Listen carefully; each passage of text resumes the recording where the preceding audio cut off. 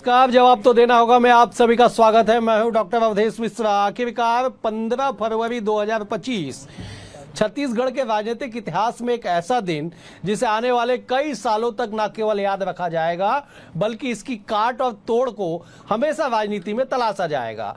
स्थिति ये हुई कि नगरीय निकाय चुनाव संपन्न हुए। नगरीय निकाय चुनाव में मतदान के बाद मतगणना हुई और मतगणना में जिस तरह से भाजपा ने एक तरफा जीत हासिल की, न केवल 10 के 10 नगर निगम में बल्कि नगर पालिका परिषद और पंचायतों में भी बीजेपी के अधिकांश प्रत्याशी जीत के सदन तक या अपने परिषद तक पहुंचे हैं। पार्षदों की बात कर ली जाए तो पार्षदों में भी बीजेपी की आंधी चल रही है, ऐसा नजर आया है। ऐसा लगा कि एक तरफा बीजेपी को वोट पड़ा। और इसके बाद मुख्यमंत्री विष्णुदेव साय ने प्रेस कॉन्फ्रेंस ली। कॉन्फ्रेंस लेके उन्होंने बताया कि विष्णु के सुशासन पे जनता ने क्यों मुहर लगाया। अगर बात विपक्ष की कर ली जाए तो विपक्ष ने इस बात को कहा कि यह किसी एक की हार नहीं बल्कि सामूहिक हार है। मतलब हार पे रार शुरू हो चुका है। और सबसे बड़ी बात यह कि इस पूरे चुनावी समर में इस बीजेपी के आंधी और सुनामी में बसपा एक सीट पे और आम आदमी पार्टी एक सीट पे जीतने में कामयाब हुई है। आज इसी विषय पे चर्चा करेंगे 1 घंटे तक एक समृद्ध पैनल के साथ। लेकिन उससे पहले देख लीजिए ये खास रिपोर्ट। चुनाव में बीजेपी की बम्पर जीत। सीएम साय के नेतृत्व में शहर की सरकार में खिला कमल। सीएम साय के नेतृत्व में बीजेपी ने लहराया जीत का परचम। सभी निकायों में प्रचार का जिम्मा खुद सीएम साय ने उठाया। जीत गो, बड़ी जीत गो।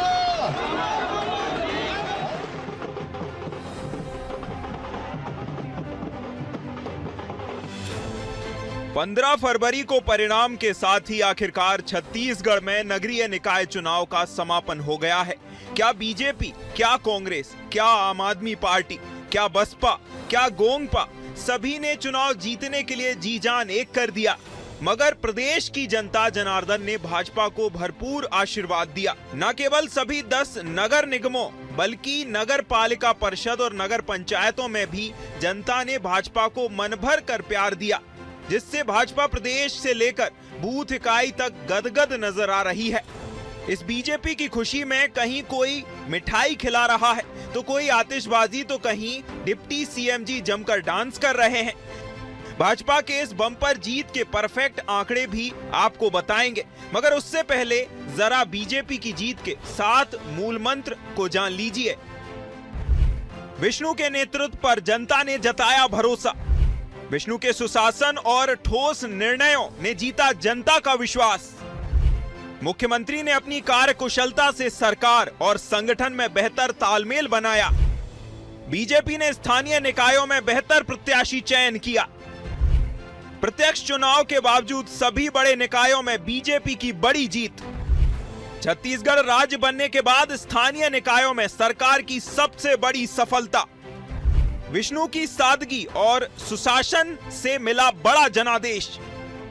भाजपा की जीत के 7 वंडर को जानने के बाद अब इस बम्पर जीत पर सीएम विष्णुदेव साय का बयान भी सुन लीजिए। लेकिन उससे पहले इन आंकड़ों पर नजर डालिए कि बीजेपी में 10 में से 10 नगर निगम, 49 में से 35 नगर पालिका परिषद, 114 में से 81 नगर पंचायत पर भाजपा का परचम लहराया है, जबकि कांग्रेस 8 नगर परिषद और 21 नगर पंचायत ही जीतने में कामयाब हो सकी है।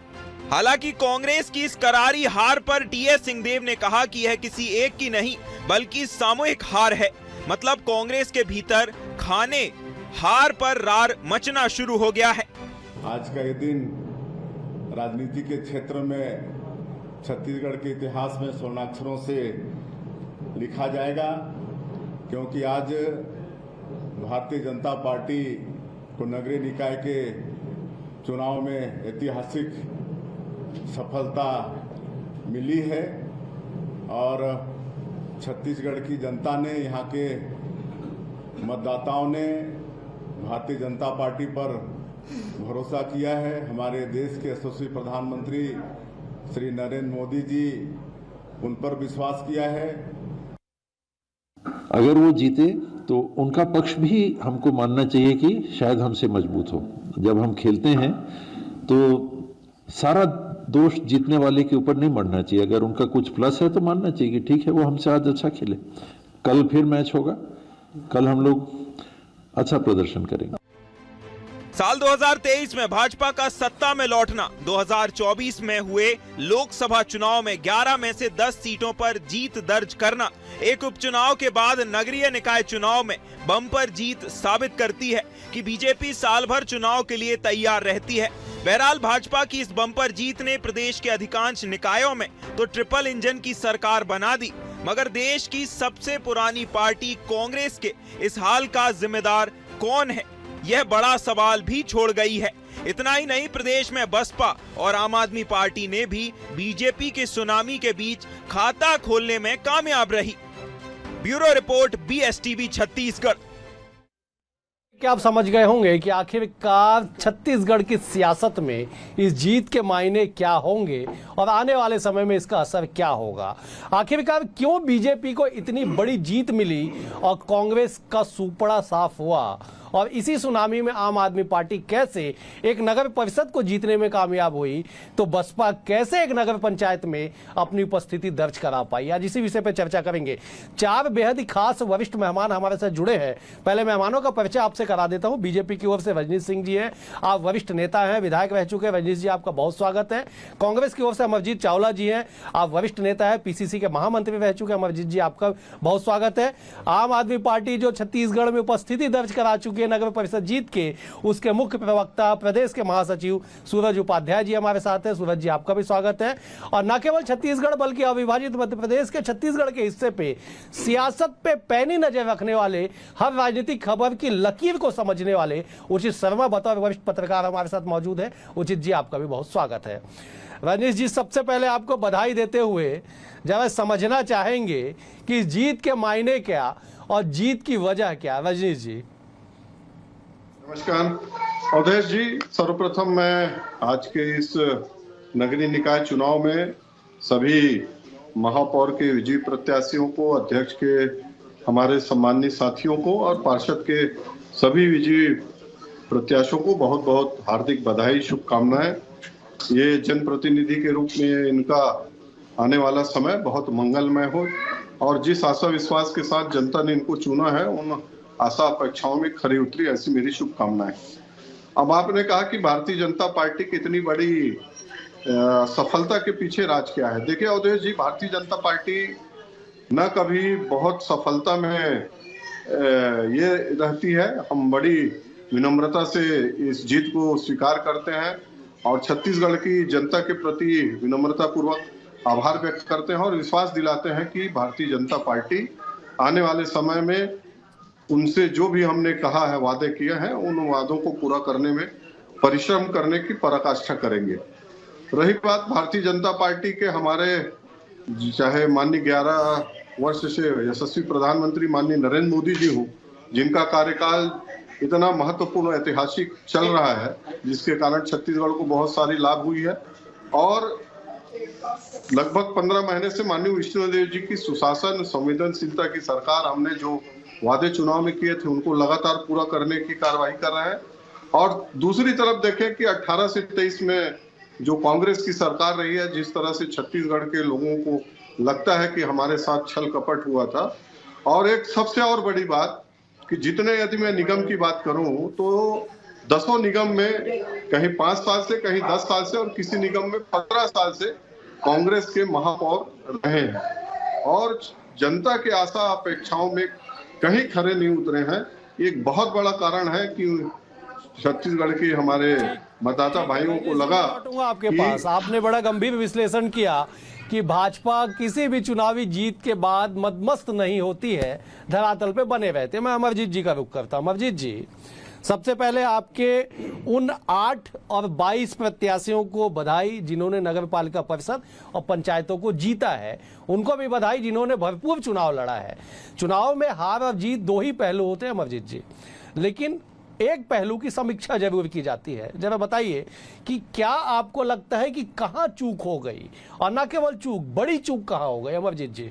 निश्चित तौर पर डॉक्टर साहब, मैं आपकी बात का जवाब दूं उसके पहले मैं बहुत ही विनम्र श्रद्धांजलि उन 10 लोगों को देना चाहूंगा जो प्रयागराज जा रहे थे, हमारी छत्तीसगढ़ के श्रद्धालु भाई। उनका एक्सीडेंट में आज निधन हो गया और 19 से ज्यादा लोग घायल हो गए। मैं कांग्रेस परिवार की तरफ और बीएसटीवी परिवार की तरफ से भी उनको श्रद्धांजलि देता हूं। रही बात चूक की, तो देखिए क्रोनोलॉजी समझिए आप।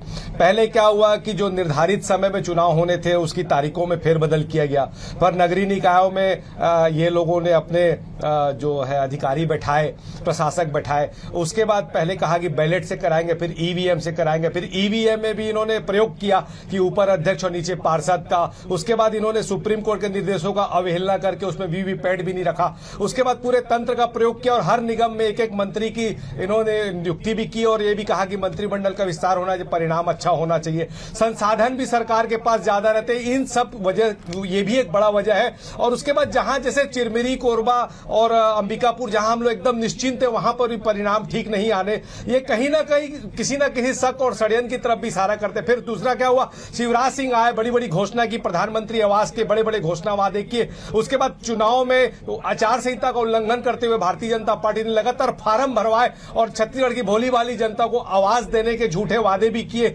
जैसे विधानसभा के समय इन्होंने महतारी वंदन की घोषणा करते हुए फॉर्म भराए थे, उस समय भी आचार संहिता का उल्लंघन करते हुए।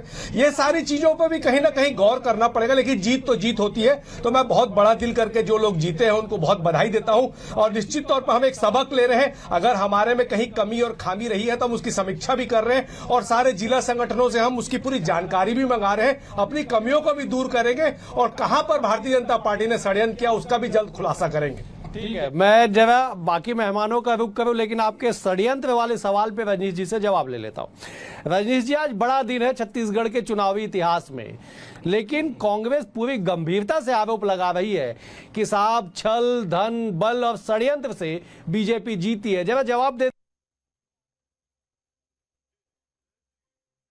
इसमें देखिए, छल, कपट, प्रपंच, धन बल, जनबल, हर प्रकार का जो दुरुपयोग किया गया था 2019 के चुनाव में किया गया था, उसका उदाहरण दे रहा है। हमने तो इसको, जो पार्षद वाली चुनाव थी, इसको प्रत्यक्ष किया है। कहीं 4 लाख वोट पड़े, कहीं 2 लाख पड़े हैं, कहीं 3 लाख पड़े हैं, कहीं 1 लाख, कहीं 50,000। अब इतने वोट के बावजूद इनका ये हश्र है। उसके बाद भी जब ये बोलते हैं कि हम बड़ा विनम्र हैं, विनम्रता से स्वीकार करते हैं, चुनाव को डिले किया गया। 8 से 10 जनवरी तक सारे नगर निगम का कार्यकाल समाप्त हो रहा है। कितने तारीख वोटिंग हो गई? 1 महीने का डिले। और जो बार बार कहा गया था कि इन कारणों से देरी हो रहा है, मतदाता सूची का परिवर्तन होता है नए साल में, 15 तारीख तक उसको करना था, इसलिए उसमें 15 दिन देरी हुआ। हमने संविधान में संशोधन किया, जो इन्होंने प्रत्यक्ष चुनाव को खत्म कर दिया था, उसको प्रत्यक्ष चुनाव लाए। अब ईवीएम का रोना फिर शुरू कर दिया कि ईवीएम के कारण हुआ। तो कुल मिलाकर के कांग्रेस का विलाप है जो पूरे देश में लगातार चल रही है। ये कोई अपने आप में अंदर झांकने वाले नहीं है, सिर्फ और सिर्फ इसी तरह के प्रपंच करेंगे, खुद लड़ाई झगड़ा होंगे। इनके तमाम तरह की कमियां हैं और जब तक ये ऐसे करते रहेंगे, ठीक है रजनीश जी, मैं लौटता हूँ आपके पास। परिणाम देश ठीक है, प्रदेश देगा। जी रजनीश जी, मैं लौटता हूँ, जाऊंगा। उचित जी, आप बड़े राजनीतिक विश्लेषक हैं, जब एक बार समीक्षा कर दीजिए आंकड़ों पे। 10 में से 10 नगर निगम बीजेपी को, 49 में से 35 नगर पालिका परिषद बीजेपी को, 8 पे कांग्रेस, 1 पे आम आदमी पार्टी और 5 निर्दलीयों को। नगर पंचायत के भी आंकड़े रख लीजिए कि 114 को, 1 बीएसपी को और 10 निर्दलीयों को। देखिए डॉक्टर अवधेश जी, मैं बिल्कुल भी सरप्राइज नहीं हूं इस तरीके के निर्णय से। ये उम्मीद की जा रही थी, क्योंकि उसका एक कई रीजन है। कई पॉजिटिव पॉइंट है, कई नेगेटिव पॉइंट है। विपक्ष में जो बैठे हैं कांग्रेस है, तो वहां पे उतनी मजबूती से वो लड़ भी नहीं रहे थे। पहले मैं कुछ पॉजिटिव चीजें बताता हूं कि जिस तरीके से भारतीय जनता पार्टी ओवरऑल इस चुनाव को इंडिविजुअल से इंस्टीट्यूशन की तरफ शिफ्ट करने में कामयाब हो गई। आप देखिए कि कोई भी कैंडिडेट उसकी अपनी छवि नहीं, वो कोई भी कैंडिडेट जीत रहा है तो मैं कहूंगा कि मजबूती है वो भारतीय जनता पार्टी की, वो ब्रांड नेम की, वो इमेज की, वो विश्वास का दिया जलाने में जो कामयाब हुए हैं और वो लगातार निरंतर वो चालू है। आप विधानसभा से, लोकसभा से, उपचुनाव से और अभी नगरीय निकाय के चुनाव से, तो मैं कहूंगा कि मजबूत एक brand image Bharatiya Janata party ने बनाई है। बाकी जो प्रोडक्ट है, मैं कहता हूं इसको थोड़ा सा मार्केटिंग से जोड़ूं तो प्रोडक्ट जो है, बाकी विधायक है, बाकी जो पार्षद है, वो जो है इनके प्रोडक्ट है, वो कोई भी प्रोडक्ट है वो हिट हो जा रहा है, चल जा रहा है। उसका बड़ा कारण है कि विश्वास सबसे बड़ी जो चीज होती है वो जमाने में कामयाब हुई। चाहे वो बोनस का मामला हो, चाहे मातारी वंदन हो, चाहे वो भारतीय जनता पार्टी केंद्र की नीतियां हैं, चाहे आप उनको हाउसिंग पे जो आप दे रहे हैं वो फायदा दे रहे हैं, वो तमाम चीजें हैं, तो विश्वास कामयाब रहा। और कई जगह, और सबसे बड़ी चीज जो मजबूत संगठन भारतीय जनता पार्टी के पास है, मैं कहूंगा कि उतना कांग्रेस को तो बहुत वक्त लगेगा उसे मैनेज करने में।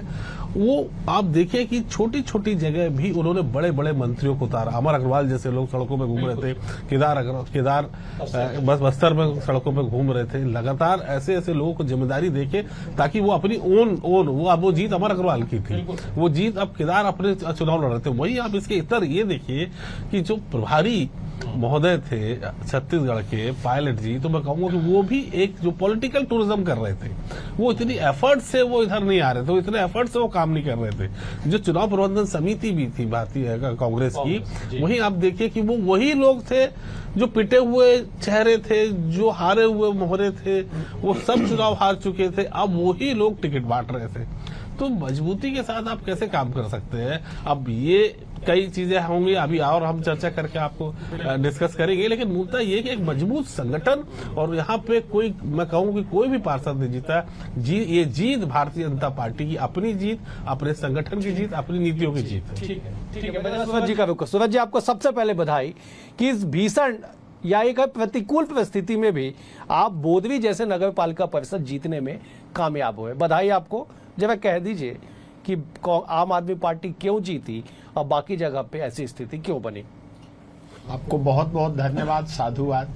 आपके ही चैनल में 3 दिन पहले बैठ के मैंने बोला था कि हम कम से कम एक नगर पालिका जीतेंगे और कुछ पार्षद देंगे। मैं बहुत बड़े बड़े वादे तो नहीं करता, लेकिन हाँ, हम खाता जरूर खोलेंगे और मैंने जितना बोला उतना ही संख्या आपके पास आया है।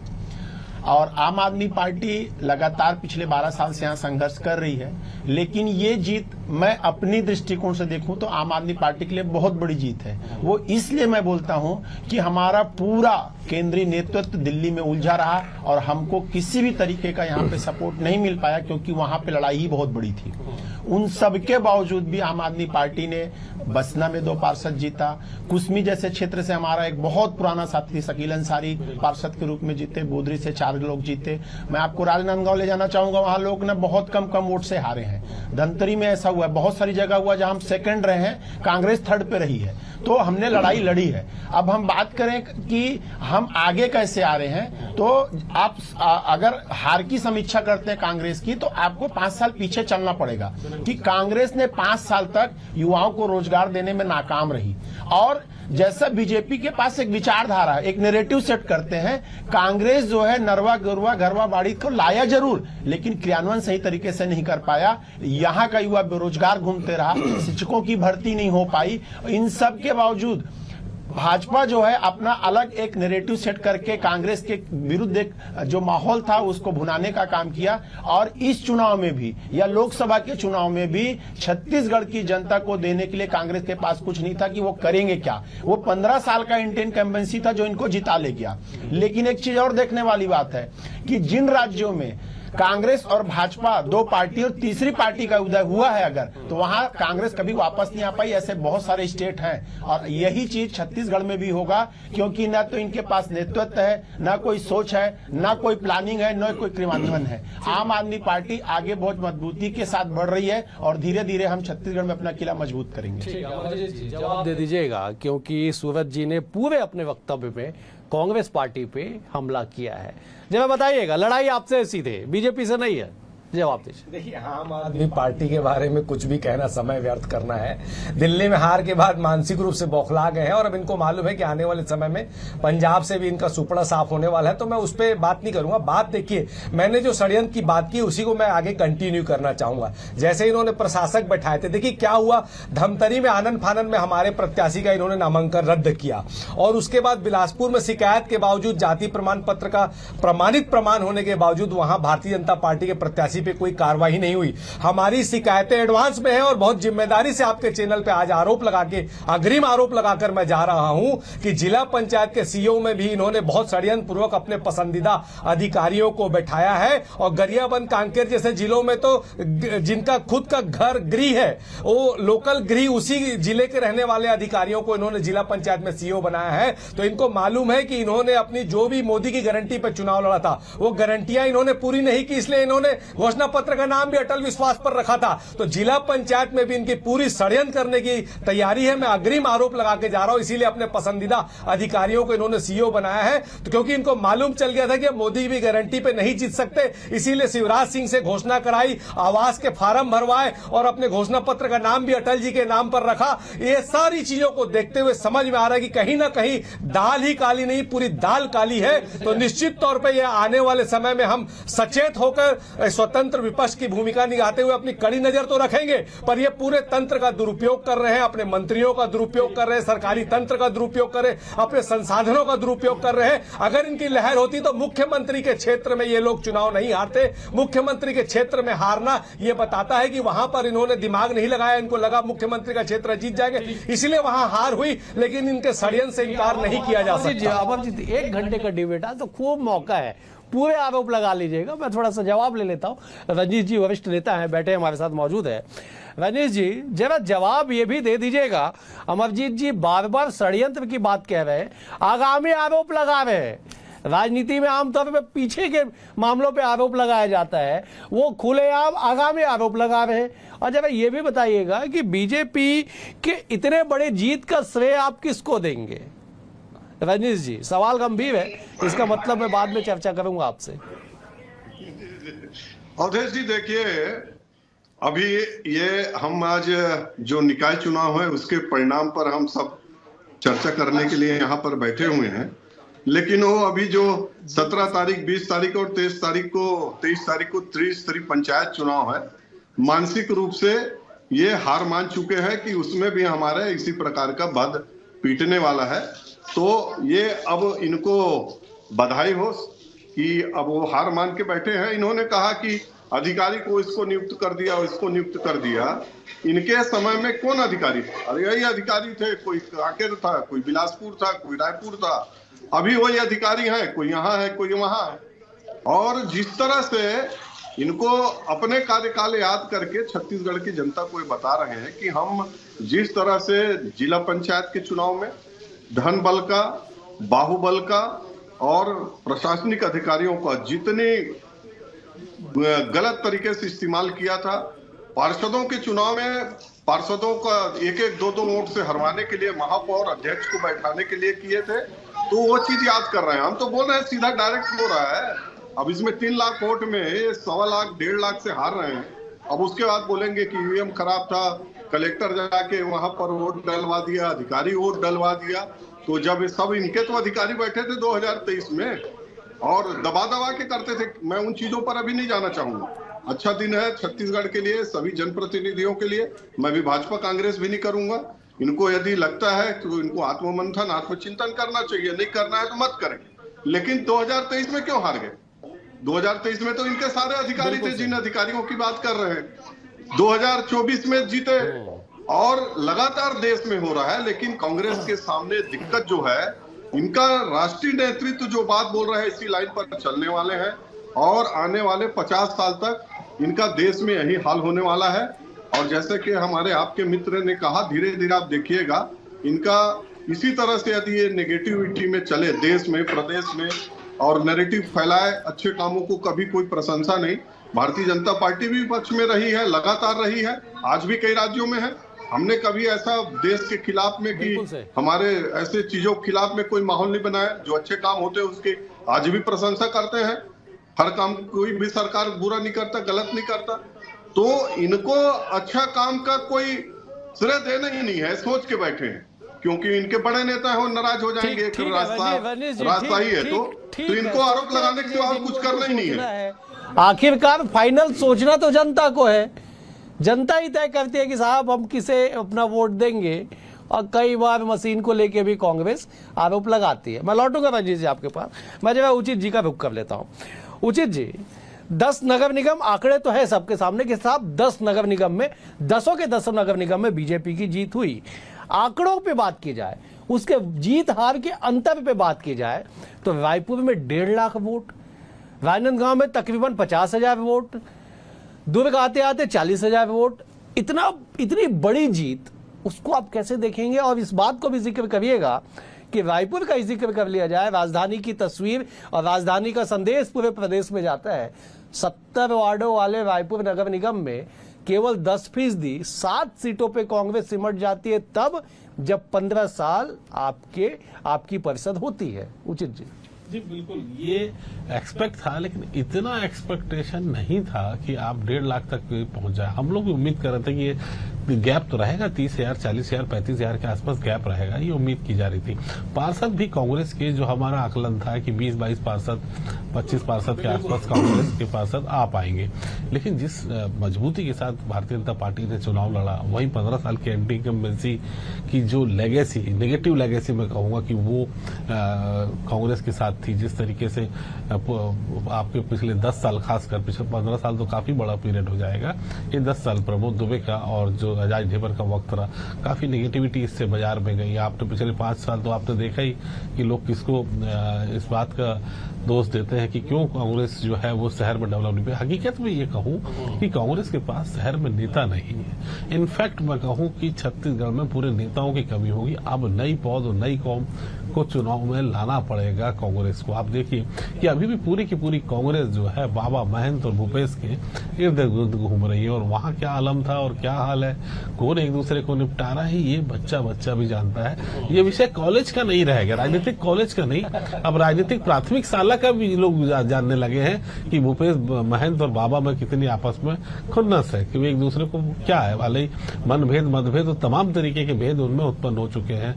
तो जाहिर सी बात है इसका पूरा का पूरा जनता देख रही। वहीं पे एक बड़ी चीज जो है मैं कहूं कि जनता अब अरविंद केजरीवाल नहीं चाहती।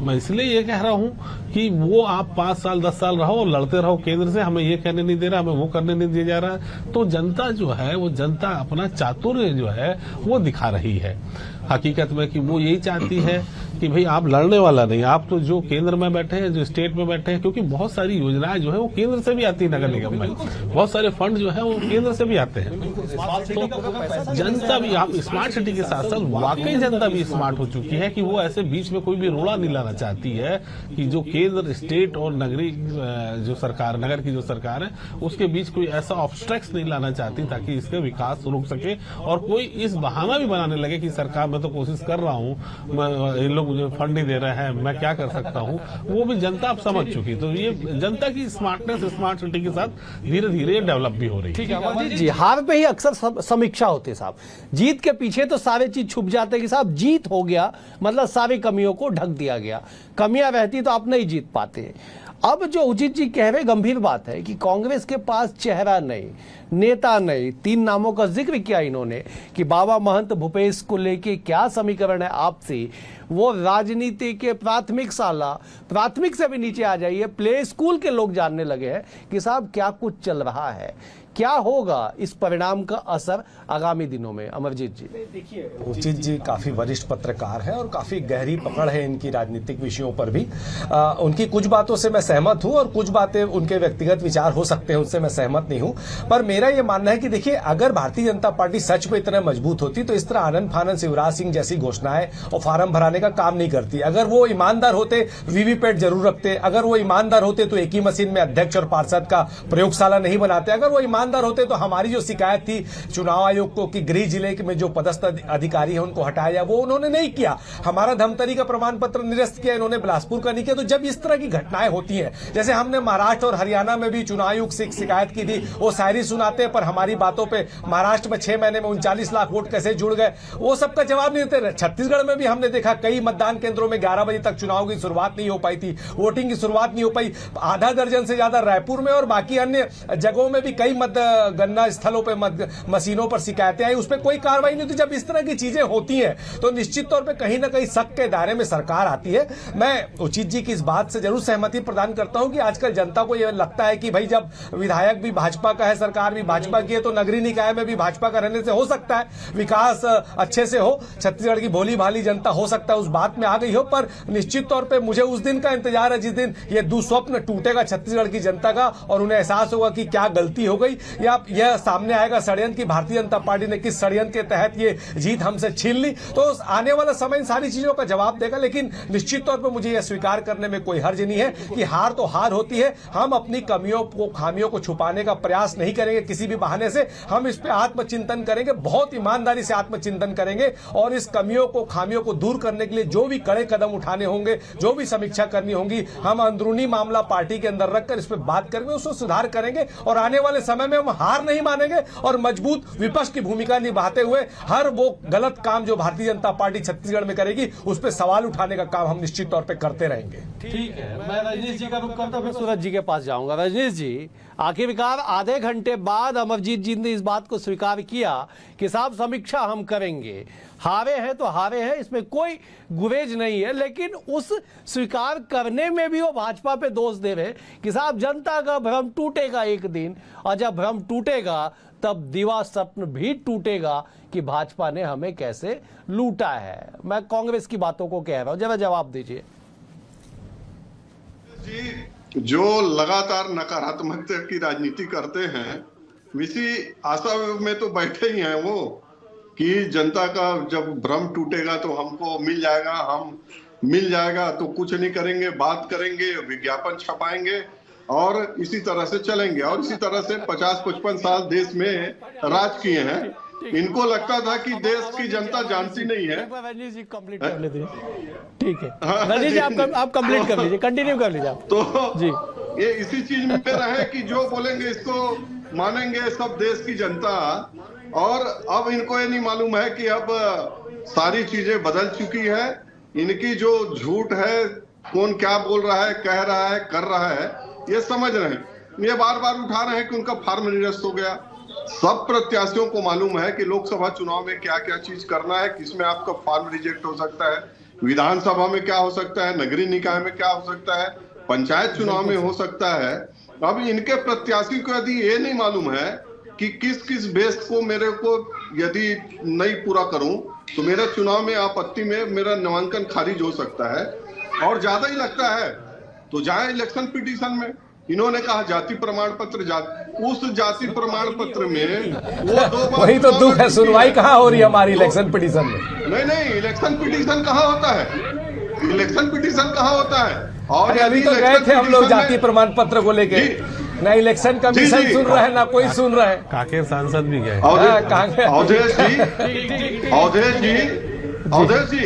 अवधेश जी इलेक्शन पिटीशन हाई कोर्ट है, सुप्रीम कोर्ट है, वहां होता है। आप वहां जाइए, इस तरह के चुनौती इलेक्शन कमीशन नहीं सुलझाती है।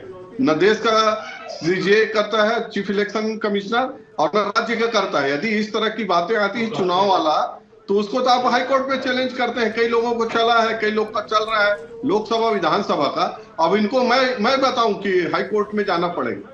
जिस सर्टिफिकेट की बात कर रहे हैं, 2 बार पार्षद बन चुके हैं, ऑलरेडी हाई कोर्ट में गए हुए हैं। आप खाली समीक्षा कर दीजिए रजनीश जी, आप ही रास्ता बताएंगे, कोर्ट चले जाएंगे, दिक्कत है।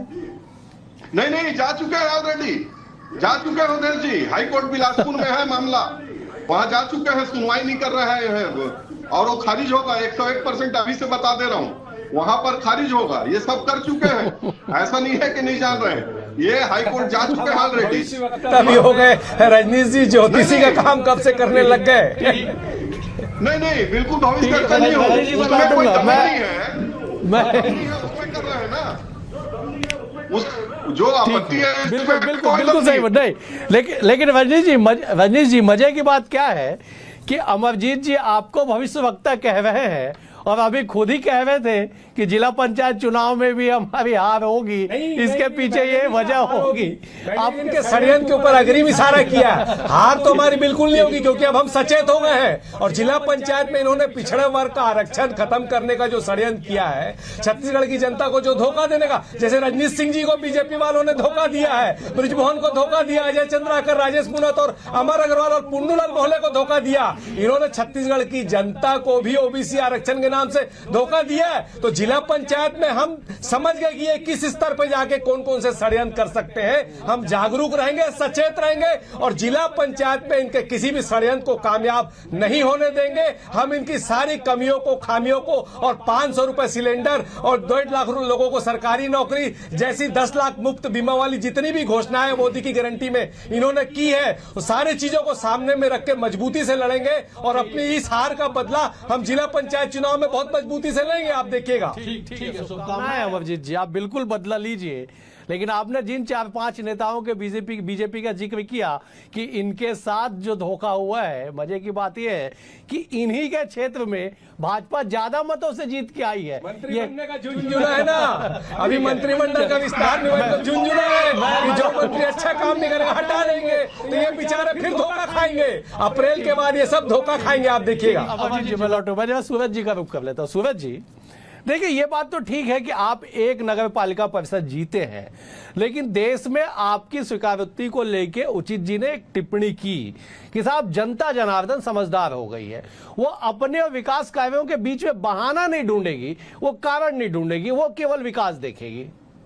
सूरज जी देखिए, सबके अपने विचार हो सकते हैं। 2013 में सरकार छोड़ने के बाद लोगों ने बोला आम आदमी पार्टी खत्म। 2014 का लोकसभा चुनाव होने के बाद पार्टी खत्म। 2015 में 67 सीट आई, थोड़ा सा मुंह बंद हुआ। फिर 20 आते आते बोले पार्टी खत्म, 62 सीट आई। 22 में हम पंजाब में सरकार बना लिए। गुजरात जैसे राज्यों में 5 विधायक हैं हमारे और 35 सीट पे सेकंड थे हम। गोवा में हमारे 2 विधायक हैं, 2 में ना 2.25 नहीं कर पाए, लेकिन कांग्रेस के 8 टूट के बीजेपी में शामिल हो चुके हैं। इसका नाम है आम आदमी पार्टी। देखिए, जीत हार 2 ही चीज हो सकता है राजनीति में, बीच का कोई रास्ता नहीं हो सकता। अगर बीजेपी 15 साल बाद यहाँ हार गई तो उसकी क्या समीक्षा, स्वीकारता खत्म हो गई। कांग्रेस कहीं हार गई तो उसकी स्वीकारता खत्म हो गई। कांग्रेस के मैंने पहले भी बोला, ये जिन राज्यों से गए और तीसरी पार्टी का उदय हुआ वापस कभी नहीं आ पाए और यही छत्तीसगढ़ में होगा। और ऊपर वाले से मैं दुआ करूंगा कि अमरजीत चावला जी की मनोकामना पूर्ण हो कि हम विपक्ष की भूमिका निभाते रहेंगे, पक्ष में कभी ना आ पाए। क्यों? आप विपक्ष की भूमिका निभाओगे कैसे जब रायपुर नगर निगम में मात्र 7 पार्षद लाओगे और आपको नेता प्रतिपक्ष होने का भी मौका नहीं मिलेगा, तो कौन सा निभाओगे आप? दूसरी चीज, कांग्रेस बातें बहुत चिल्ला के ऐसा बात कर रहे हैं, लेकिन ये आधा से पौन घंटा के डिबेट में एक अपने कामों की बात नहीं कर पाए। 15 साल इनका मेयर रहा, एक बात नहीं बता पाए रायपुर की जनता को कि 15 साल में हमने रायपुर की जनता को ये दिया। इनका सारा ठीक रहा, ईवीएम इस पे उस पे। अरे यार, जहां जीते वहां ईवीएम नहीं था क्या? ये बहानाबाजी है। छत्तीसगढ़ की जनता को या देश की जनता को कांग्रेस से समझाने में कभी कामयाब नहीं हो पा रही है कि वो क्या करेगी। और बीजेपी की बात करें तो ये भी ना प्रोपोगंडा रचने में मास्टर है। 2 करोड़ नौकरी कहाँ है, कोई नहीं पूछता। 2022 तक हर गरीब को पक्का मकान। एक बात पाई बता दे कि मोदी की गारंटी फेल हो गई, कोई इस पे बात नहीं करेगा। लेकिन अरविंद केजरीवाल की स्वीकारता खत्म हो गई, ये बोलने का दुस्साहस जरूर कर सकते हैं। एकमात्र राज्य है जो अपने उदय के समय से लेके सरकार जाने तक वायदे का बजट दिया और बाकी सरकारों को बजट उठा के देख लो, कर्जे पे कर्जा, कर्जे पे कर्जा। 2014 में मनमोहन सिंह गए, 55 लाख करोड़ का कर्जा, आप 205 लाख करोड़ का कर्जा है, कोई भी इस पे सवाल नहीं उठाएगा। सूरज जी ठीक है, जीत है, जीत हार चुनाव में लगे रहता है। उचित जी बैठे हैं, पूर्व बैंकर रह चुके हैं, फाइनेंस के बड़े एक्सपर्ट हैं। कभी भी लाभ का बजट राज्य हित में नहीं माना जाता, इतना तो कुछ इकोनॉमिक्स में भी समझता हूं। उचित जी जब उस पर भी एक लाइन कहिएगा कि लाभ का बजट कभी भी राज्य हित में नहीं माना जाता है, हमेशा घाटे के बजट को ही बेहतर माना जाता है। और सियासत में अगर बजट की चर्चा होने लगे तो इसके भी लाभ हानि के फायदे बता दीजिए एक बार। बिल्कुल देखिए, पहली चीज तो ये कि वो आप प्रासंगिक नहीं रहे, ऐसा मैंने कभी नहीं कहा अरविंद केजरीवाल प्रासंगिक नहीं रहे। मैं कहना चाह रहा हूँ कि अरविंद केजरीवाल जैसे जो हर चीज का दोषारोपण केंद्र पे नहीं किया जा सकता। मैं यही कहना चाह रहा हूँ कि हमारे मेयर, रायपुर के मेयर ऐसे हों कि जो ये ना कह सके कि मुझे राज्य सरकार से, केंद्र सरकार से उतने फंड नहीं मिल पा रहे हैं, आप कोई कारण ना ढूंढ पाए। जनता ये समझदार हो गई। मेरा कहने का तात्पर्य था, आपकी पार्टी 2 स्टेट में पहले थी, अभी 1 स्टेट में है, 12 स्टेट में और फैले, ठीक है, बहुत अच्छी बात है। लेकिन सवाल ये उठता है कि क्या हमारे यहाँ जो बजट की बात, बजट पे आपका सवाल था ना कि बजट, देखिए बजट जो ऐसी चीज है कि आप विकास के साथ उसका कॉम्बिनेशन जुड़ा हुआ है। आप कितने फ्री बीज देके आप किस जगह पहुंचे हैं और कैसे आए हैं, ये फ्री बीज की शुरुआत अगर दिल्ली ने नहीं की थी तो किसने की थी? ये फ्री बीज जिस तरह 15 साल चावल बांटने वाले लोगों पे सवाल नहीं है, चप्पल बांटने वालों पे सवाल नहीं है। तमिलनाडु में कब चालू हो गया था? आप सुनिए, उचित जी अपनी बात करें। उचित जी आप कंटिन्यू करें। ये वो नए नैरेटिव सेट हो रहे हैं जो कि फिर से इस केंद्र बिंदु में लाया जा रहा है, चुनाव के केंद्र बिंदु में।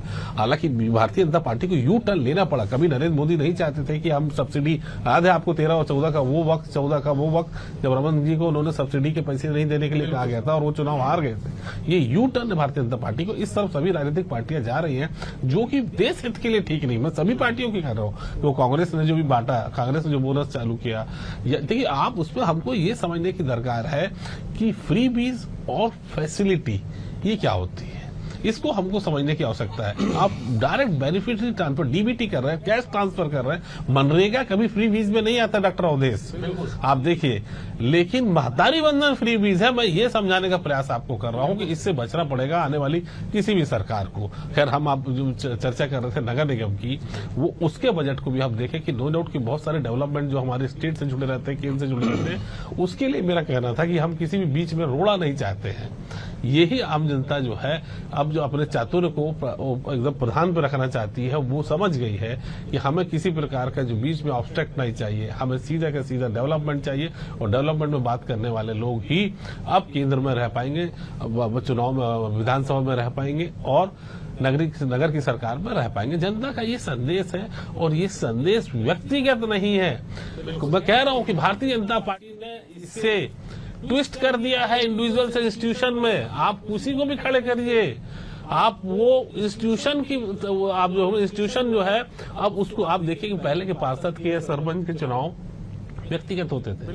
व्यक्तिगत हम देखते थे कि व्यक्तिगत कौन व्यक्ति अच्छा है, कौन बुरा है। अब हमने वो देखना बंद कर दिया है। अब हम ये देखना शुरू कर चुके हैं कि वो किस पार्टी को बिलोंग करता है। कई आप जानते हैं, कई ऐसे पार्षद जीत के आए जो 22-22 साल के लड़के हो, जिनको नाम से भी कोई नहीं जानता और जो कभी सक्रिय भी नहीं रहे, ना समाज में रहे, ना लोगों के जनता जनार्दन के बीच गए और ना ही किसी भी राजनीतिक पार्टी से जुड़े भी रहे। तो ऐसे लोग भी जीत के आए हैं। हालांकि इनके परसेंटेज बहुत कम है, ये सबसे बड़ा कारण है। ये भी बात समझना होगा उचित जी हमको कि आप बिल्कुल सही कह रहे हैं कि अब जो है चेहरा जो है वो सेकेंडरी हो गया है, पार्टी जो है वो बड़ी हो गई है। अब चुनाव के प्रति लोगों के रुझान को भी समझिए। रनीश जी तो विधायक रह चुके हैं, वो बेहतर मेरी बातों को समझेंगे। आप सब एक्सपर्ट है, आप भी इन बातों को समझेंगे कि रायपुर का ही जिक्र कर लिया जाए तो पहले निकाय चुनाव में, स्थानीय चुनाव में प्रत्याशियों की भरमार लगती थी, भरमार होता था प्रत्याशियों को। एक एक वार्ड में 10-10 प्रत्याशी, 12-12 प्रत्याशी। 70 में से 12 ऐसे वार्ड है रायपुर में जहां पे 2 प्रत्याशी खाली रहे, भाजपा कांग्रेस। चुनाव से लोगों का मोह भंग होता जा रहा है। तो ऐसे में पार्टी सेंट्रिक तो चुनाव हो गई है, बात बिल्कुल आप सही कर रहे हैं। मैं अमरजीत जी आपका रुख कर लेता हूं। 10 नगर निगम जहां चुनाव हुए वहां पे कांग्रेस की सत्ता थी, या ये कहा जाए कि लगभग सारे निकायों में कांग्रेस की सत्ता थी। बड़ी चुनौती थी साहब बचाने की, आप बचा नहीं पाए। आप ठीक है, आप कह रहे हैं कि चुनाव में इलेक्शन मैनेजमेंट कुछ अलग रहा, धन बल प्रशासन का इस्तेमाल किया गया, लेकिन बावजूद उसके कांग्रेस पे इस हार का आगामी असर क्या होगा, ये जरा समझना चाहेंगे आपसे। देखिए, 2 चीज होती है। अगर हम उसको सकारात्मक रूप से लेते हैं तो निश्चित तौर पे जो नुकसान होता है उससे आदमी सबक सीखकर आगे बढ़ जाता है और बीती ताही बिसार दे के तर्ज पे अपनी कमियों खामियों को दूर करके समीक्षा करके पूरी ताकत और पूरी मजबूती के साथ फिर से आने वाली लड़ाई के लिए वो तैयार हो जाता है। तो हम उससे प्रेरणा लेंगे, हम सोचेंगे कि भाई हमारे सभी 10 के 10 नगर निगम में हमारी हार क्यों हुई, और खासकर उन जगहों पर जहां पर हम एकदम कॉन्फिडेंट थे कि यहाँ हम जीतेंगे और हमने कोई कमी नहीं नहीं की, हमारा संगठन बहुत अच्छा किया, हमारे नेताओं ने पूरा समय भी दिया और अपनी तरफ से बहुत अच्छे प्रत्याशी भी दिए, सभी समीकरणों का ध्यान रखा, फिर भी हमें हार का सामना करना पड़ा। तो मुझे कहीं ना कहीं उचित जी की बात से सहमति जतानी पड़ेगी कि अब कहीं ना कहीं ये लोकल इलेक्शन भी कहीं ना कहीं पार्टी वाले दायरे में आ रहे हैं और बहुत सारी चीजों का जो दुरुपयोग हो रहा है। जैसे आज देखिए, आज हम छोटी छोटी बातों पर बात करते, पर मनरेगा और सूचना का अधिकार और हरित क्रांति जैसी जो शानदार योजनाएं कांग्रेस ने दी, उस पर कोई बात नहीं कर रहा। आज $1 87 रुपए हो गया। या मोदी जी जो अडानी के पूछे गए प्रश्न पर अमेरिका में कहते हैं व्यक्तिगत मामला है, इस पे बात नहीं करे। पासपोर्ट में हम 85वें नंबर पे आ गए, टॉप 10 मजबूत देशों में भारत का स्थान नहीं है। महंगाई किस स्तर पे चले गई, इस पे बात नहीं कर हम लोग वो कहीं ना कहीं व्यक्तिगत मामलों को लेकर या धर्म को लेकर इन सारी चीजों में कहीं कहीं दिग्भ्रमित हो रहे हैं। तो इन सारी चीजों को भी हमको ध्यान रख के सोचना पड़ेगा, समझना पड़ेगा। और चूंकि राजनीति करते हैं तो हमको भी अब लेटेस्ट मुद्दों को लेकर, लेटेस्ट संसाधनों से, AI के जमाने में अपने आप को सुसज्जित करते हुए पूरी ताकत और मेहनत के साथ मजबूती से लड़ना पड़ेगा। उस दिशा में हम काम करेंगे और निश्चित तौर पे देश की जनता को मालूम चलेगा कि कांग्रेस ही इस देश को, इस प्रदेश को बहुत अच्छा और साफ सुथरा नेतृत्व दे सकती है। तो गलती अगर हुई होगी तो उसको भी सुधारेंगे हम, पर मुझे ऐसा लगता है कि सूरज छटेगा और फिर से एक नया उजाला होगा और प्रदेश में फिर से कांग्रेस की सरकार बनेगी। आप यहीं पे चूक कर जाते हैं अमरजीत जी। सूरज छटेगा तो कहां से उजाला आएगा? सूरज तो ऐसे छट जाएंगे, मतलब अंधियारा छटेगा, कहीं अंधियारा छटेगा। मैं क्षमा चाहूंगा, बिल्कुल अंधियारा छटेगा और सूरज दुगनी तेजी के साथ बादलों को चीरता हुआ आगे बढ़ेगा और उसकी रोशनी में हम नया उजियारा देखेंगे छत्तीसगढ़। ठीक है, मैं सूरज जी के पास आऊंगा, आप सूरज का जिक्र कर रहे हैं, लेकिन एक बार मैं जरा रजनीश जी का रुख कर लेता। रजनीश जी, चलिए ये बात तो सही है कि कांग्रेस कह रहे साहब कि हम गंभीर समीक्षा करेंगे और वक्त और मांग के हिसाब से अब अपनी सियासत को मोल्ड करेंगे, लेकिन जरा ये बताइएगा कि कोई भी जीत जिम्मेदारियों के साथ आती है। इतने सारे आपके पार्षद जीत गए, इतने नगर निगम आपने जीत लिए, जिम्मेदारियों को कैसे पूरा करिएगा? क्योंकि नाम तो आपने अटल जी का दिया है घोषणा पत्र पे, इसलिए मैं सवाल पूछ रहा हूं क्योंकि बीते 5 साल या ये कहा जाए कि अब तक ये बात बार बार निकल के आती रही कि साहब निकायों की आर्थिक स्थिति ठीक नहीं है। रजनीश जी, आप तो विधायक रह चुके हैं, बताइए जरा।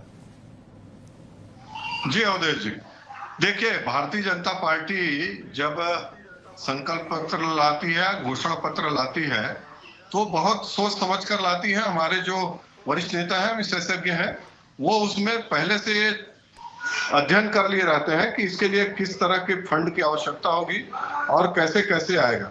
यदि मैं 15 साल की बात करूं, वो बहुत लंबा विषय जाएगा, आज के समय में वो प्रासंगिक नहीं होगा, लेकिन कुछ चीजें बता देता हूं कि 2003 में जब भारतीय जनता पार्टी की सरकार बनी और 2003 तक कांग्रेस की सरकार थी, 2003 बोल रहा हूं तो 2000 से 2003 नहीं, जब से मध्य प्रदेश बना, लगभग 57-60 साल तक जब सरकार रही, तो हमारी स्थिति क्या थी? कुपोषण का दर क्या था, मातृत्व मृत्यु दर क्या था, शिशु मृत्यु दर क्या था, प्रति व्यक्ति आय क्या थी, प्रति व्यक्ति बिजली खपत क्या थी, ये तमाम आंकड़े हैं। और 3 को देखिए, प्रति व्यक्ति शिक्षा का क्या प्रतिशत था, जो ड्रॉप आउट होते हैं, चाहे प्राथमिक चाहे मिडिल स्कूल कितने थे, बिजली क्या व्यवस्था थी, सड़क क्या था, पानी क्या था, बहुत स्वास्थ्य की क्या सुविधा थी, बहुत लंबा विषय। और 2018 में, और मैं इसको तथ्य और तर्क के साथ कह रहा हूं, उसको यदि देखेंगे 3 कहां था और 18 कहां है, तो हम यदि दृढ़ इच्छा शक्ति हो, पहले से प्लानिंग हो और आप उस करने की इच्छा शक्ति रखते हैं तो काम होता है। 2018 से 23 में इनका नगर निगम का, मैं बोल रहा हूं नगर निगम का, ऑन रिकॉर्ड बोल रहा हूं आपके चैनल पर, कि एक नगर पंचायत का आप निकाल लीजिए, नगर निगम का, कि कितना राशि उपलब्ध कराए हैं, किस किस मद से। और 2023 में भारतीय जनता पार्टी की सरकार बनने के बाद अभी 14 महीने में कितना राशि हम उपलब्ध करवाए, किस किस मद, वो कोई बड़ी बात नहीं है, जो फैक्ट है। यदि उसको चाहे तो उसमें आपको दिखेगा। इसलिए भारतीय जनता पार्टी ने, आपने कहा कि बहुत सारे हमारे जनप्रतिनिधि जीत के आए हैं, मैं आपके चैनल में एक बार बहुत विनम्रता से फिर छत्तीसगढ़ की जनता को यह कहना चाहूंगा कि हमारा शीर्ष नेतृत्व माननीय विष्णु जी और माननीय हमारे संगठन के सारे पदाधिकारी, प्रदेश अध्यक्ष जी, सब लोग हम इस जो चुनौती है, निश्चित रूप से जब आप बात करके जाते हैं और उसको पूरा करते हैं तो एक चुनौती से कम मानेंगे तो धोखा होता है, इसलिए उस चुनौती को पूरा करेंगे। रही बात 13 महीने में, मैं 2 ही उदाहरण दे देता हूँ। हमने कहा था 21 क्विंटल धान खरीदेंगे और 3100 रुपया देंगे। दोनों साल का 3100 रुपया के हिसाब से भुगतान हो चुका है। लाभान्वित होने वालों की संख्या 27 लाख है। महतारी वंदन में लगभग 70 लाख हमारी माताएं बहनें हैं। दोनों को जोड़ दे तो छत्तीसगढ़ के 1 करोड़ लोग लगभग हो रहे हैं। और यदि राशि जोड़ दें तो लगभग दोनों मिला करके 40,000 करोड़, 13,000 से प्लस दोनों में 26,000 करोड़ है और लगभग 7,500 से 8,000 हमारा ये महतारी वंदन का है। 34,000 करोड़ डायरेक्ट हम खाता में ट्रांसफर किए हैं। आवास की भी बात मैं करूं, तेंदुपत्ता को 4500 से 55, बहुत सारे हैं जो हितग्राही मूलक है। विकास के काम में यदि बात करूं तो लंबी चौड़ी फेरहिस्त है। निश्चित रूप से सब काम जो हमने कहा है वो छत्तीसगढ़ की जनता को हम करके बताएंगे। ये विश्वास हमारे ठीक है रजनीश जी, आपने बड़ी अच्छी बात कही कि साहब हम आए हैं तो हम करके जाएंगे। अमरजीत जी आप कुछ जवाब देना चाह रहे थे, आप जवाब दीजिए, फिर सूरज जी का रुख करूंगा 10 सेकंड। लेकिन रजनीश जी को यह भी याद रखना चाहिए कि जब 2004 से 2014 तक रमन सिंह जी की सरकार थी तो केंद्र में मनमोहन सिंह जी की सरकार थी और उन्होंने खुले दिल से पूरे मदद की। उन्होंने केंद्रीय एजेंसियों का दुरुपयोग नहीं किया रमन सिंह जी की सरकार को हटाने के लिए। ये बता रहे थे बड़ी बड़ी बात कि हमने ये किया तो इनको ये भी बताना चाहिए कि हसदेव को काटने जैसा जघन्य अपराध भी हमने किया। और हमारे मित्र बैठे उचित शर्मा जी ने एक बड़ा खुलासा किया था कि फॉरेस्ट के मद से कितना पैसा कहां दुरुपयोग हुआ और क्या क्या किया। अमरजीत जी मैं लौट रहा हूं। ठीक है, जनता को याद रखना चाहिए, नेता भले कुछ भूल जाए, जनता बड़े चीजों को बड़े दिन तक याद रखती है और तभी अपना काम करती है, तभी याद करती है जब उनके सामने ईवीएम या बैलेट पेपर होता है। सूरज जी जरा कहिए, कांग्रेस तो सचेत और सतर्क है, आपका उदय कैसे होगा? भले हालांकि ठीक है, अमरजीत जी कह रहे थे कि सूरज दुगनी तेजी से चमकेगा, जरा बताइए कैसे चमकेंगे आप? देखिए, मैंने जैसे बोला कि इनकी इच्छा पूरी होगी, विपक्ष में ही रहे, क्योंकि अहम बहुत ज्यादा है। हमको दिल्ली के लिए बोल रहे थे कि इनका शायद दिमागी संतुलन बिगड़ गया है, लेकिन 3 बार से 2-2 अंडे लेकर आते हैं, फिर भी हमारे लिए ऐसा बोल रहे हैं। और हम वहां पे विपक्ष में हैं, लेकिन ये रायपुर में खुद भी विपक्ष में नहीं है।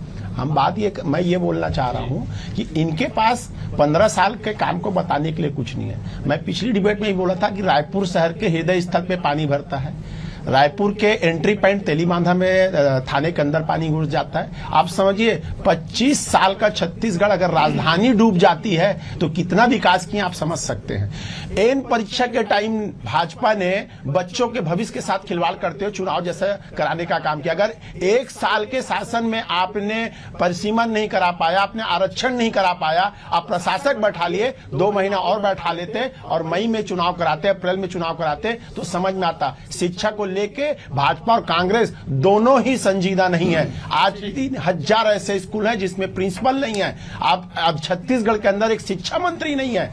लेकिन मैं एक चीज बोलना चाहूंगा कि छत्तीसगढ़ की जनता ने भाजपा को बहुत बड़ा दिल करके 10 नगर निगम में जिताया है। लगभग जगह जो इनके पार्षद जीते हैं और जो 25 सालों में छत्तीसगढ़ की जनता के साथ धोखा किया है वो धोखा अब मत करना। और जो मनसा आदरणीय उचित जी का है कि डबल इंजन की सरकार, ट्रिपल इंजन की सरकार, तो ठीक है, समय बताएगा कि ये डबल इंजन की सरकार और ट्रिपल इंजन की सरकार कितना काम करती है। और मुझे पूरा विश्वास है कि इनका जो है दिखावा कुछ है, बोलना कुछ है और करना कुछ है। इनको छत्तीसगढ़ की जनता अगली बार सबक जरूर सिखाएगी। दिक्कत यह है कि 2023 से छत्तीसगढ़ की जनता नहीं समझ पा रही है जो विपक्ष के लोग समझाना चाहते हैं। तमाम बातें हैं, लेकिन बावजूद उसके अगर 10 के 10 नगर निगम में भाजपा बड़े अंतर से जीत जाए तो जनता तो साहब कुछ तो समझ रही है। उचित जी, जनता क्या समझ रही है? बार बार जनता का जिक्र हो रहा है कि साहब कितनी भी कमियां खामियां है। सूरज जी दावा कर रहे कि 25 साल के राज्य में अगर राजधानी के हृदय स्थल पे पानी भर जाए तो जनता को जवाब देना चाहिए। जनता ने दिया जवाब। ये बड़ी चीज है डॉक्टर साहब कि आप देखिए कि आपने दोनों के मैनिफेस्टो देखे होंगे, जो मूल चूल बातें हैं, जो बुनियादी सवाल थे, जो पानी को लेके हो, नल जल को लेके हो, पर्यावरण को लेके हो, आप वो देखिए वो सवाल गायब थे। नगर निगम के सवाल में मैं एक ब्रोशर देख रहा था कि उसमें ये लिखा था कि हम ये जो इसमें क्राइम खत्म कर देंगे।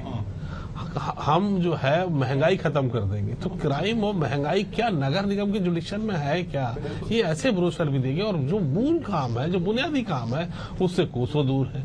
ये देश का हमारे, मैं रजनीश जी की बात करूंगा, उसकी रजनीश जी ने 34,000 करोड़ का उन्होंने जो बांट रहे हैं, ये मेरे लोकतंत्र का, ये मेरे देश का दुर्भाग्य है कि अपने विकास की बात को छोड़ के अगर आप रेवड़ी की भी अपनी पार्टी की उपलब्धियों में काउंट करना पड़ रहा है, तो ये आपकी पार्टी का दुर्भाग्य है रजनीश जी, कि रेवड़ी को भी आप अपनी उपलब्धि बताना पड़ रहा है किसी इतनी हिंदुस्तान की और विश्व की सबसे बड़ी राजनीतिक पार्टी को। आपको ये बताना पड़ रहा है कि हमने 34,000 करोड़ बांटे। आप विकास के नाम पे वोट मांगिए ना, आप रेवड़ियों के नाम पे वोट मांग रहे हैं, अपनी उपलब्धि बता रहे हैं। ये दुर्भाग्य है लोकतंत्र का रजनीश जी। ठीक है, दुर्भाग्य लोकतंत्र का। रेवड़ी कल्चर की शुरुआत और अंत कैसे देखते आप? निश्चित तौर पे ये गंभीर चिंता का विषय है कि हम लोगों को मुख्य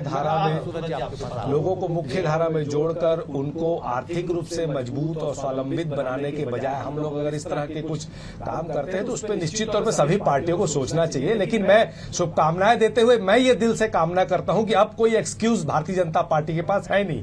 तो हमने 13 महीने में देखा है कि विकास के 1 रुपए के भी कार्य नहीं हुए हैं। अब इनके पास बहाना नहीं है, तो मुझे पूरी उम्मीद है कि अब हम देखेंगे कि कैसे फूल चौक का चौड़ीकरण होगा, कैसे मालवीय रोड और सदर बाजार की ट्रैफिक की समस्या खत्म होगी, और एक जो ये सफाई ठेकेदार के नाम से जो करोड़ों रुपए का भ्रष्टाचार होता है सफाई कर्मियों के नाम से, ब्लीचिंग पाउडर के नाम से पानी की टंकी और नाली सफाई का, जो अब इनके पास कोई बहाना नहीं है। मुझे पूरी उम्मीद है और मेरी शुभकामनाएं भी, और मैं उम्मीद भी करता हूं कि आने वाले समय में कोई बहाना नहीं करेंगे और 4 सालों में प्रदेश की राजधानी का जो स्वरूप होना चाहिए, पूरे प्रदेश में जो सड़कों का जाल बिछना चाहिए, जो ट्रैफिक व्यवस्था सुधरनी चाहिए, उस पर ये लोग काम करेंगे, मेरी ऐसी उम्मीद है। सूरज जी जवाब। बड़े मजेदार वाक्य आया, ये समीक्षा भी बता दी है कि नगर निगम में ब्लीचिंग पाउडर के नाम पे, साफ सफाई के नाम पे भ्रष्टाचार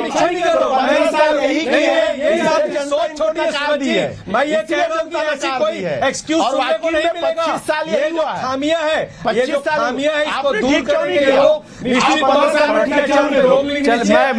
ठीक है, मैं फाइनल कमेंट के लिए, ठीक है, मैं ठीक है अमरजीत जी,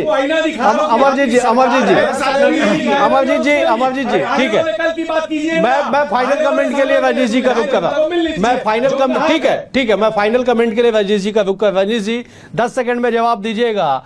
अब उम्मीदें बड़ी हैं आपसे कि सब कुछ बेहतर होगा। बात राजधानी की करें तो कई नामकरण हुए, धूलपुर, चाकूपुर, तरह तरह के पूर्व बना दिए गए। क्या अब सपनों का राजधानी, सपनों का देश, सपनों का भारत स्थापित होगा? ट्रिपल इंजन की सरकार छत्तीसगढ़ में दौड़ने लगी है। निश्चित रूप से अवधेश जी, आपने कहा 10 सेकंड में, अब लास्ट कमेंट चाहिए। लंबा जवाब नहीं दे रहा हूं, नहीं तो 1-2 चीजें थी उसको भी मैं करता। कुचित जी बड़े हमारे ज्ञानी पत्रकार हैं, उन्होंने कहा दुर्भाग्य है, हम इसको नहीं मानते जो किसानों को, महतारी वंदन को मजबूती करने के लिए, मेरे विकास के लिए भी कितना पैसा किस किस हेड में दिया है, पूरा आंकड़ा है, समय नहीं। लेकिन मैं आपके इस चैनल, प्रतिष्ठित चैनल के माध्यम से छत्तीसगढ़ की जनता को आभार करते हुए निश्चित रूप से विश्वास दिलाना चाहता हूं, हम ही बनाया था, हम ही संवारेंगे। हमने विधानसभा में कहा था, अभी भी हमने कहा था, और यदि छत्तीसगढ़ 25 साल में जो देश में एक पहचान बनी है, तो भारतीय जनता पार्टी के जो कथन है, करनी है, उसमें हम किए हैं, तब दिख रही है। चाहे लोगों को जीवन स्तर में हम ऊंचा स्थान आया है, उनके रहन सहन, खान पान, शिक्षा दीक्षा में आई है। ठीक है रजनीश जी, समय का अभाव है, मुझे समाप्त करना होगा, और इसलिए भारतीय जनता पार्टी ने जो कहा है वो कर दिखाई।